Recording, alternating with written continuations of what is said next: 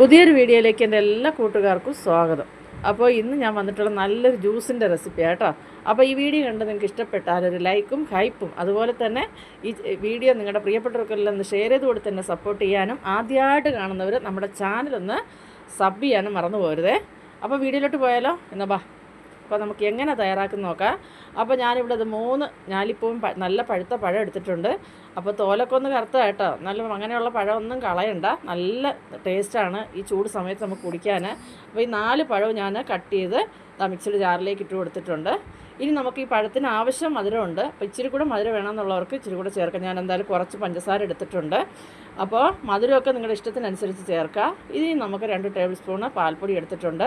അതും കൂടെ ചേർത്ത് കൊടുത്തതിന് ശേഷം നമുക്കിതിലേക്ക് ഒരല്പം വാനില എസൻസ് ചേർത്തോളൂ. നല്ലൊരു ഫ്ലേവർ കിട്ടും കേട്ടോ ഇതുപോലെ അടിച്ചെടുക്കുമ്പോൾ.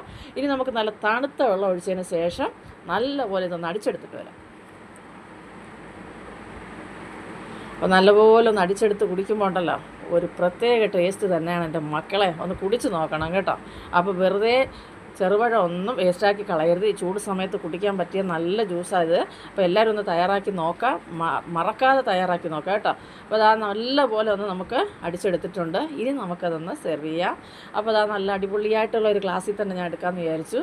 അപ്പോൾ ഇതുപോലെ ഗ്ലാസ്സിൽ 2 ഗ്ലാസ്, ഇപ്പോൾ 2 ഗ്ലാസ്സിൽ കൂടുതലുണ്ടായിരുന്നു കേട്ടോ. ഞാൻ 2 ഗ്ലാസിൻ്റെ വീഡിയോ എടുത്തിട്ടുള്ളൂ. അപ്പോൾ ഈ 2 ഗ്ലാസ്സിലേക്ക് നമുക്ക് ഒഴിച്ച് കൊടുത്തതിന് ശേഷം നമുക്കിതിലേക്ക് കുറച്ച് കാഷ്യൂ നട്ട്സോ അല്ലെങ്കിൽ പീനട്ട് ഉണ്ടെങ്കിൽ അത് ഞുറുക്കിയതോ, ഞാനിപ്പോൾ കുറച്ച് ബദാമാണ് ഞുറുക്കിയിട്ട് കൊടുക്കുന്നത്. അപ്പോൾ നിങ്ങളുടെ കയ്യിൽ എന്താണോ ഉള്ളത് അത് ചേർത്താൽ മതി. ഇതൊന്നും ഇല്ലെങ്കിൽ കുടിക്കാൻ അടിപൊളിയാണ്. അപ്പോൾ നമുക്ക് ഒരു രസത്തിന് വേണ്ടിയിട്ട് ഇടയ്ക്കൊന്ന് കടിക്കാനൊക്കെ കിട്ടുകയും ചെയ്യും. അപ്പോൾ അതാ ഒരു കുറച്ച് മാത്രം ഒന്ന് ഞുറുക്കി ചേർത്ത് കൊടുക്കാം.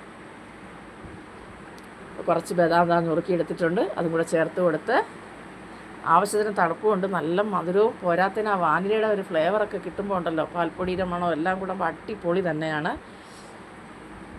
അപ്പോൾ ഇതുപോലുള്ള നല്ല നല്ല റെസിപ്പിക്കായിട്ട് നിങ്ങൾ ഈ കൊച്ചു ചാനലൊന്ന് ഫോളോ ചെയ്യാൻ മറക്കരുത് കേട്ടോ.